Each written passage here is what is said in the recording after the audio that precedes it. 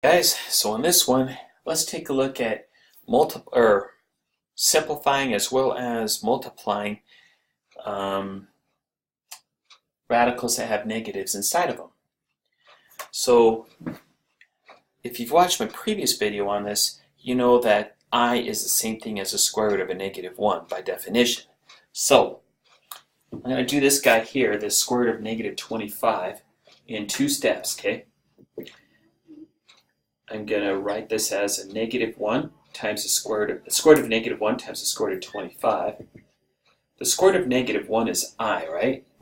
The square root of 25 is 5. So 5i, okay? Hopefully that was pretty straightforward. So the square root of a -2, that should be the square root of 3 times I. Now, make sure that I here, in this case, is outside the radical. Sloppy writers, that's for you, okay? You don't want that I to be inside because that was the whole idea. We're trying to get that negative outside the radical, which means that I needs to be outside the radical. Some people might want to write it with an I out in front of the square root of 3, which I guess is okay. That could be an issue when you write complex numbers in its standard form, which I'll get to at another time. Let's take a look at the negative of the square root of a -50. So there's a lot of negatives. Now, be careful here. This is not saying the same thing as a negative times a negative is a positive, okay? So let's write this in several steps here. It'll be the negative of the square root of a -1 times the square root of 50, which is a negative times I. Now let me look at that square root of 50 some more. That's the same thing as 2 times 25, right? The 25 is going to come out and become a 5. So our answer is going to be a -5i times the square root of 2. Same thing as a -5 times the square root of 2 with an I. Just again, make sure that I is outside the radical. And that one's done. Alright, now this next one. Let's multiply, and I should have just said multiply, we're not dividing. Let's multiply as indicated. So the square root of a -3 times the square root of a -7. Go ahead and hit pause and see if you get this one. Alright? Let's see if you got it right. Now, if you did this, so red's bad. If you've been watching my videos, I always grab red when something not to do happens.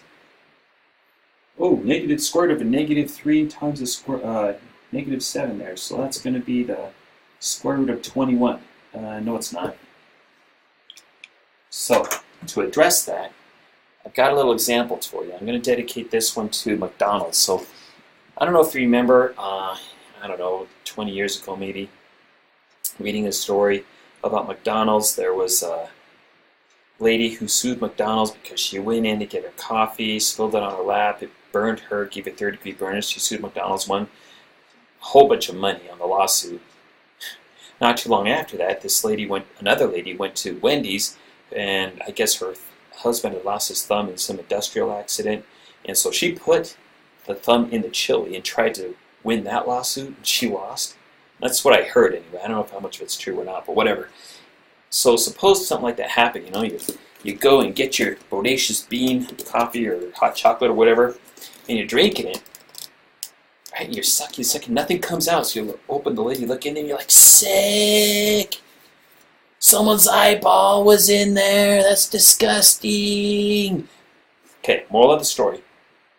To drink your drink, first you have to suck the eye out of the cup, right? Work with me here. First we have to suck the I out of the radical. Sound effects optional. We'll suck the I out here. This is the same thing as I times the square root of 3, right? And this will be I times the square root of 7.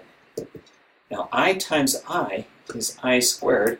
Square root of 3 times the square root of 7 is the square root of 21. So I will have the 21 here. But remember what I squared is? That's a -1.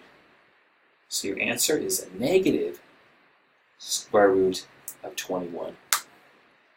Who knew that McDonald's would come to our rescue on this problem, huh?